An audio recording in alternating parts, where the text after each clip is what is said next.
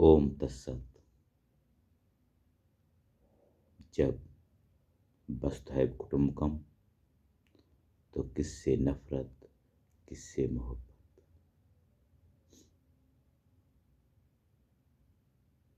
हम सब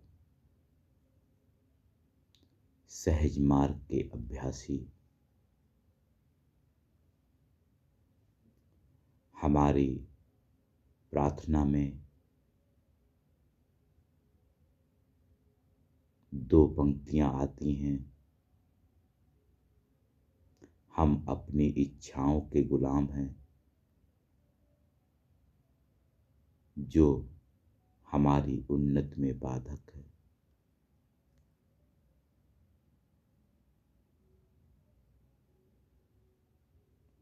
हमारी इच्छाएं हमारी उन्नति में बाधक हैं, तो फिर ऐसे में हमारी उन्नति क्या है। बिना इच्छाओं के हमारी उन्नति क्या है। इच्छाओं से शून्य उन्नति क्या है। इच्छाओं से मुक्त हमारा जीवन क्या है, कैसा है।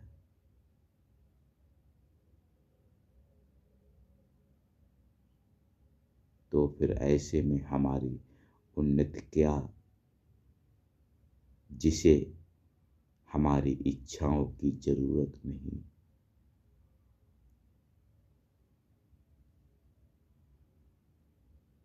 दिल की गहराई में जाते हैं, मन की गहराई में जाते हैं, हृदय की हृदयता में जाते हैं, आत्मा की आत्मीयता में जाते हैं, तो अंदर एक ऐसी स्थिति है जो कहती है कि मैं ही उन्नति हूँ, मैं ही उन्नति हूँ, मुझे तुम्हारी इच्छाओं की जरूरत नहीं है।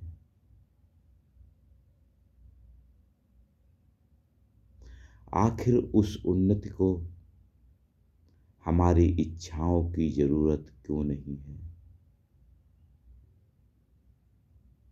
यह विचारणीय विषय।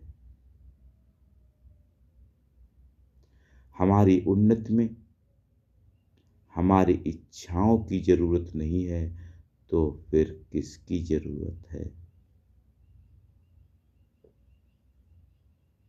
हमारी उन्नति बिन इच्छाओं की उन्नति कैसी।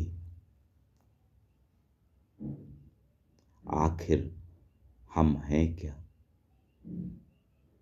हम क्या ये शरीर नहीं है। हम क्या जाति, मजहब, लोभ, लालच, ब्राह्मण, ठाकुर, क्षत्रिय, सवर्ण, अगड़ा, पिछड़ा आदि नहीं है। हम आखिर हैं क्या। हमारा अपनापन है क्या, जिसमें हमारी इच्छाएं उन्नति में बाधक हैं। हम पुनः अपनी प्रार्थना पर जाते हैं।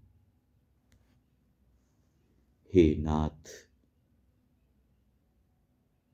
तू ही मनुष्य जीवन का वास्तविक ध्येय है।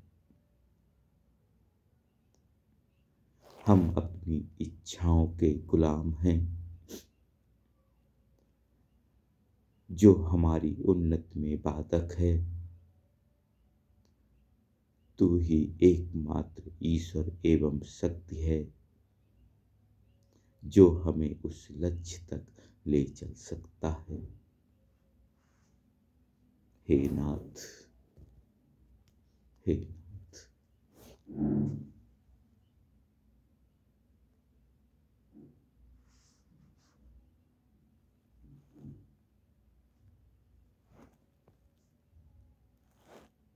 वो ही हमारा एकमात्र ईश्वर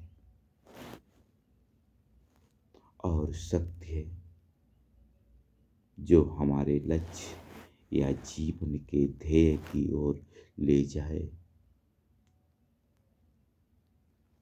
जो हमें हमारी उन्नति की ओर ले जाए।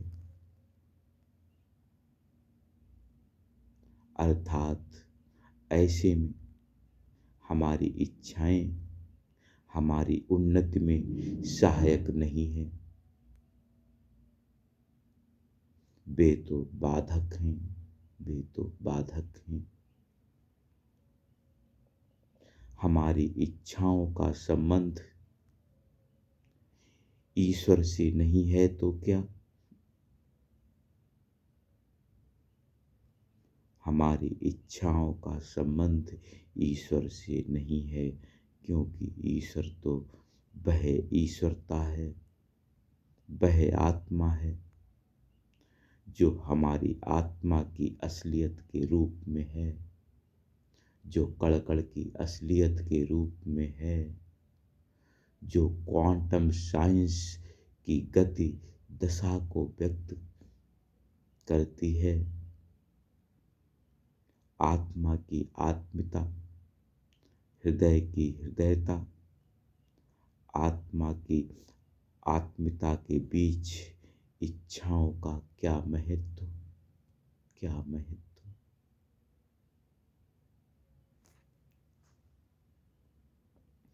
हमारी इच्छाएं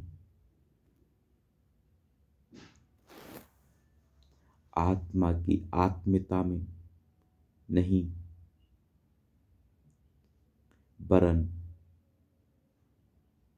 हमारे उस स्तर को बयान करती हैं जो हम अपने देह व्यवस्था, शारीरिक व्यवस्था, प्रकृति अभियान, ईश्वरीय अभियान, मानव शांति, मानवता आदि में ही नहीं जीती, वरन मनुष्य द्वारा निर्मित स्वयं की व्यवस्था, जाति, मजहब, लोभ, लालच आदि में जीती हैं, आदि में जीती हैं। वो इच्छाएं जो हमारी देह व्यवस्था, शारीरिक व्यवस्था, प्रकृति अभियान, ईश्वरीय अभियान, मानव शांति, मानवता में ही नहीं जीती, खामोश रूहानी आंदोलन की दशा में नहीं जीती।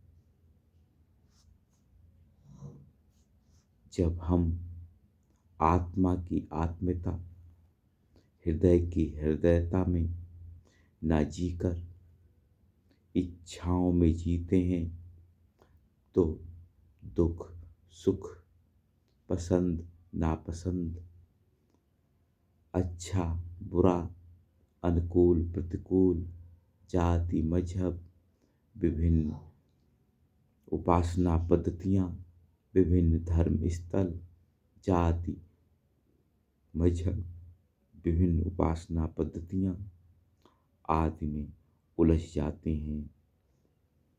भाषा, क्षेत्रवाद में